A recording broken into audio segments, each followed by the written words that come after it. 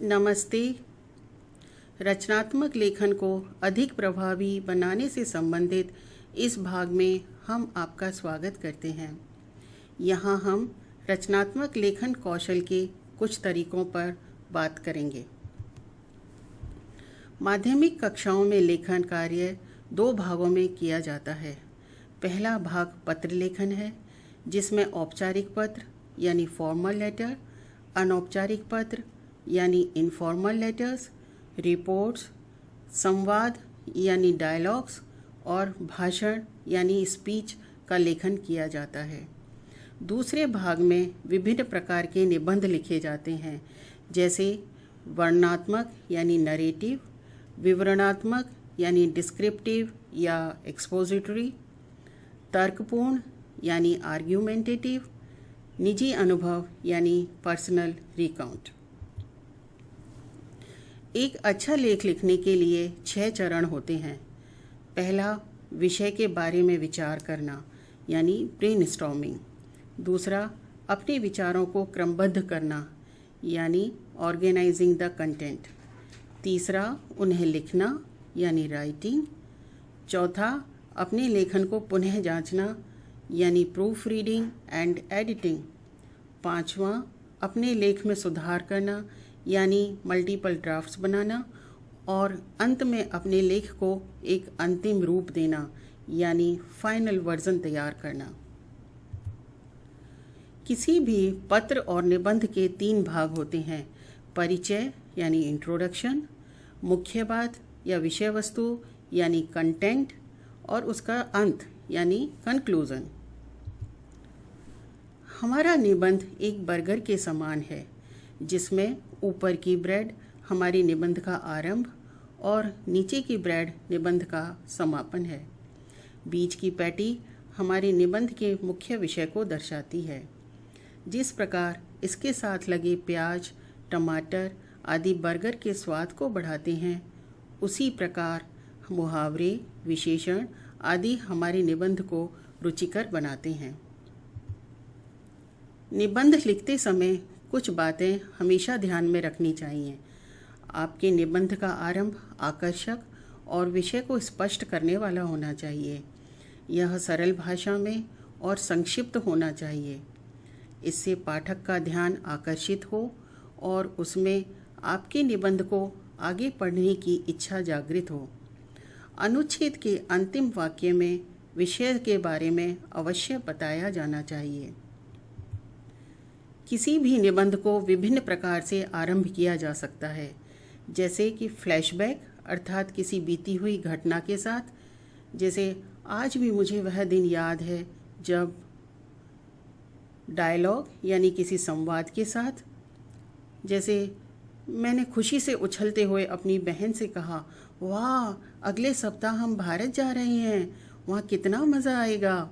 रीता ने कहा, हाँ, हम वहाँ अपने सभी रिश्तेदारों से मिलेंगे।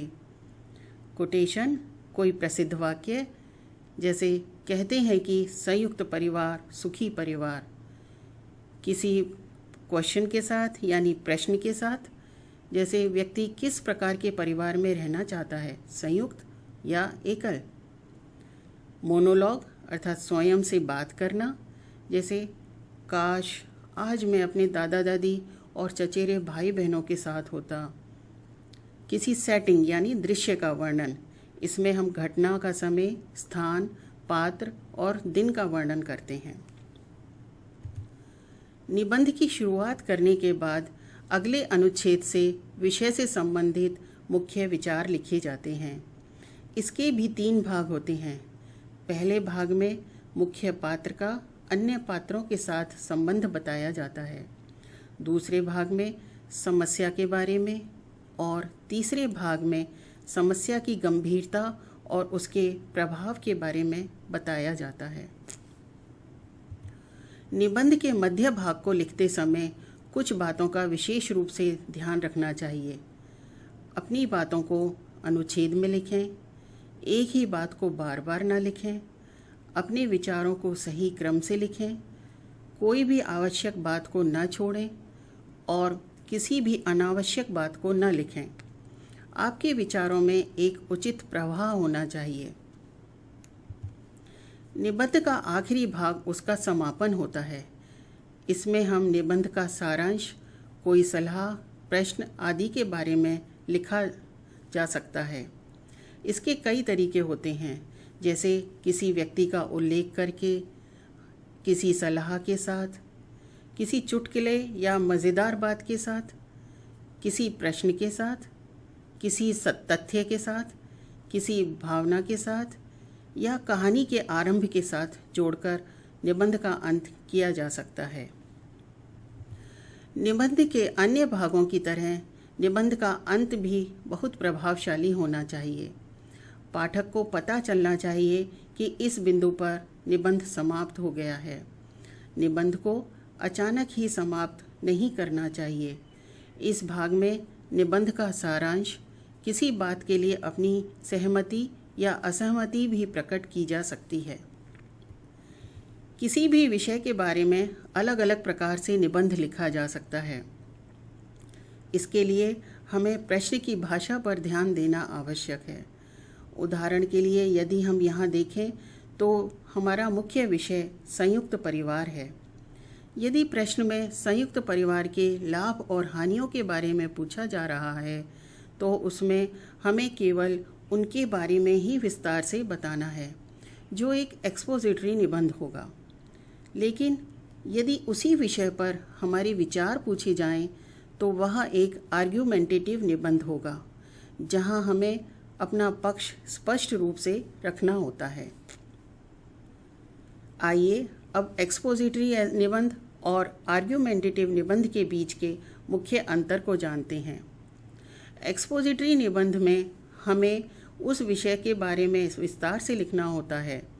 हम पाठक को अपनी किसी भी बात को मानने पर जोर नहीं देते हैं, जबकि आर्ग्यूमेंटेटिव निबंध में हम विषय के किसी भी एक पक्ष पर अपनी सहमति या असहमति प्रकट करते हैं और अपने तर्कों द्वारा पाठक को हमारी बात मानने पर जोर देते हैं।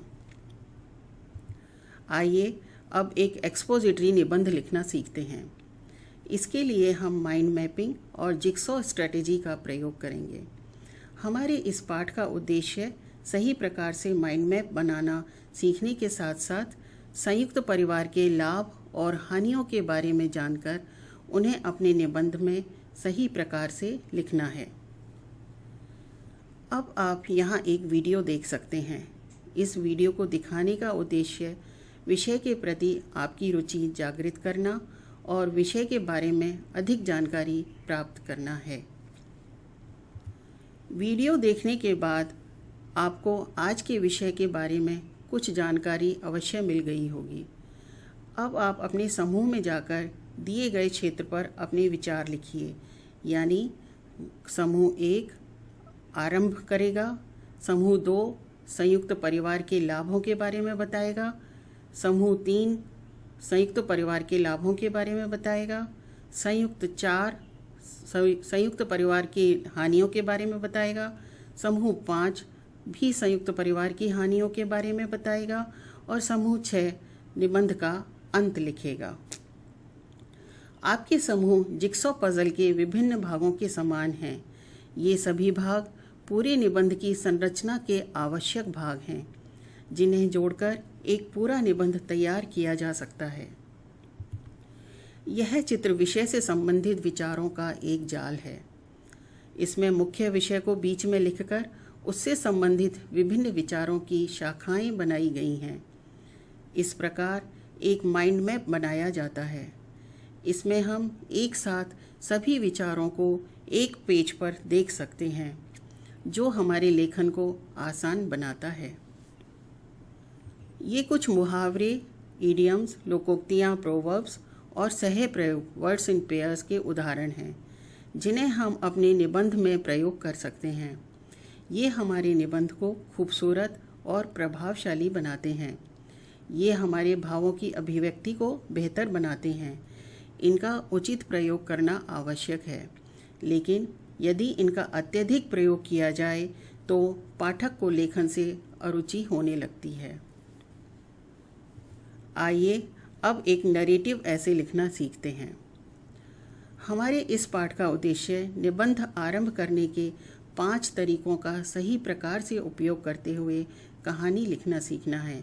इसके साथ साथ विषय से संबंधित मुहावरों आदि का प्रयोग करके अपनी कहानी को प्रभावशाली बनाते हुए उचित समापन भी करना है। इसके लिए हम सी थिंक वंडर और रीटेलिंग स्ट्रेटेजीज का प्रयोग करेंगे। इन चित्रों को देखिए और एक दिलचस्प कहानी बनाने की कोशिश कीजिए। इसके लिए पहले चित्र से अपनी कहानी को आरंभ कीजिए और अगले चित्र से अपनी कहानी को जोड़ते जाइए। आप देखेंगे कि अंत में एक मज़ेदार कहानी तैयार हो जाएगी। यह एक सी थिंक वंडर चार्ट है। आपको चित्रों में जो दिखाई दे रहा है उसे आप सी कॉलम में लिखिए। उसके बारे में आप क्या सोचते हैं उसे थिंक कॉलम में लिखिए और उन चित्रों के बारे में आप क्या जानना चाहते हैं उसे वंडर कॉलम में लिखिए। इससे आपको लेखन की योजना बनाने में आसानी होगी। आइए अब समूह में काम करते हैं। अब तक आपको आज के विषय का अनुमान हो गया होगा। हमारा आज के निबंध का विषय है, यह एक दुखद घटना थी। मैं आशा करती हूँ कि ऐसी परिस्थिति का सामना किसी को न करना पड़े। इस वाक्य से अंत होने वाली एक कहानी लिखिए। प्रत्येक समूह को अपने निबंध का आरंभ अलग अलग तरीके से करना होगा। उसके लिए आप इन 6 प्रश्नवाचक शब्दों की सहायता भी ले सकते हैं, जैसे कौन यानी हु, क्या यानी व्हाट, कहाँ यानी वेयर, कब यानी व्हेन, क्यों यानी व्हाई और किस प्रकार यानी हाउ। यह चार्ट आपकी योजना की बनाने के लिए है। इसमें आप विषय से संबंधित मुख्य बातों जैसे घटना का स्थान और समय, उसके मुख्य पात्र कौन है, मुख्य समस्या क्या है और उस समस्या को कैसे दूर किया गया आदि को संक्षिप्त रूप में उचित स्थानों पर लिख सकते हैं। कहानी के समापन में कहानी का सारांश, समस्या का समाधान और कहानी से मिलने वाली सीख के बारे में लिखा जाता है। कहानी का सारांश यानी समरी ऑफ द स्टोरी, समस्या का समाधान यानी how the problem was solved and moral of the story को लिखा जाता है। आइए अब अपनी कहानी को दोहराते हैं। घटना का दृश्य, पात्र, समस्या, घटनाएं और समस्या को कैसे सुलझाया गया उसके बारे में याद करते हैं। इस प्रकार एक बार पुनः याद करने से आपको अपनी कहानी लिखने में आसानी होगी। आइए अब एक पर्सनल रिकाउंट पर निबंध लिखना सीखते हैं। इसमें हम अपने किसी निजी अनुभव या जगह का वर्णन करते हैं। इसके लिए हम अपने 5 सेंसेस का प्रयोग करते हुए विषय को विजुअलाइज करेंगे और साथ ही बर्गर, जिगसॉ और रीटेलिंग स्ट्रेटेजी का प्रयोग करते हुए निबंध लिखना सीखेंगे। अब विषय से संबंधित एक वीडियो भी देखा जा सकता है। इस वीडियो को दिखाने का उद्देश्य विषय से संबंधित रुचि जागृत करना और विषय के बारे में अधिक जानकारी प्राप्त करना है। अब इन चित्रों को देखिए और अपने 5 सेंसेस का प्रयोग करते हुए महसूस कीजिए कि इन चित्रों में क्या हो रहा है। आप क्या देख सकते हैं? आपको किस चीज़ का स्वाद और खुशबू आ सकती है? कौन सी आवाज़ें आप सुन सकते हैं? और आपको किन चीज़ों के छूने का एहसास हो सकता है? इसी प्रकार अपनी 5 इंद्रियों का प्रयोग करते हुए अपनी यात्रा का वर्णन किया जा सकता है। आपने अपनी यात्रा के दौरान क्या क्या देखा? किस प्रकार की आवाज़ें सुनाई दी? आपने क्या क्या खाया? किस प्रकार की गंध का आपको एहसास हुआ? आपको किस प्रकार का स्पर्श महसूस किया? अर्थात आपके 5 सेंसेस का प्रयोग करते हुए आप यहाँ पर महसूस कर सकते हैं कि आपकी यात्रा कैसी हुई। छूना यानी कि जैसे आप कह सकते हैं कि रेल के डिब्बे में आती हुई हवा चेहरे को छूती हुई जा रही थी। सुनना, जैसे आपको वहाँ पर फेरी वाले ज़ोर ज़ोर से चिल्लाकर अपना सामान बेचते हुए सुनाई दे रहे थे। चाय वाला ज़ोर ज़ोर से चाय चिल्ला रहा था। चखना, आपने उस फेरी वाले से चाय खरीदी जो कि बहुत स्वादिष्ट थी। देखना, रेल के डिब्बे से बाहर आपको खेत, खलियान, बाग, बगीचे और छोटे छोटे गांव दिखाई दे रहे थे। सूंघना, स्टेशन पर गरम गरम पकोड़ों और समोसों की खुशबू चारों ओर फैल रही थी, जिससे उसकी खुशबू से आपकी भूख और बढ़ गई। जैसा कि हमने पहले भी कहा है कि हमारा निबंध एक बर्गर की तरह है, जिसके विभिन्न भाग निबंध के परिचय, विषय से संबंधित विचारों के अलग अलग अनुच्छेद और समापन हैं। ये कुछ मुहावरे, सहप्रयोग और विशेषणों के उदाहरण हैं जो हमारे बर्गर के प्याज, टमाटर और चीज़ के समान हैं। हमारे लेखन में इनका प्रयोग उसे खूबसूरत और प्रभावशाली बनाता है। ये हमारे भावों की अभिव्यक्ति को बेहतर बनाते हैं। इनका उचित प्रयोग करना अत्यंत आवश्यक है, लेकिन इसका अत्यधिक प्रयोग नहीं किया जाना चाहिए, अन्यथा पाठक को लेखन से अरुचि होने लगती है। हमारी NTIL की अध्यापिकाएं कक्षा में इन तरीकों का उपयोग छात्रों के रचनात्मक लेखन में सुधार के लिए कर रही हैं।